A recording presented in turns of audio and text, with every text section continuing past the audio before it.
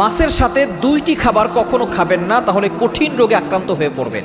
মনে রাখবেন, আমাদের জন্য আল্লাহ পাক রব্বুল আলামিন এই মাছ কিন্তু হালাল করেছেন। এটা আল্লাহ তাআলা নিজে বলে দিয়েছেন। কোরআন খোলেন, পবিত্র কোরআন কারীমের ভিতরে 7 নম্বর পারা 3 নম্বর পৃষ্ঠার 1 নম্বর লাইন, সূরা মায়েদার 96 নম্বর আয়াতের প্রথম অংশে আল্লাহ বলছেন, উহিল্লা লাকুম সাইদুল বাহরি ওয়া তাআমু মাতাআল লাকুম ওয়ালিস সাইয়ারা।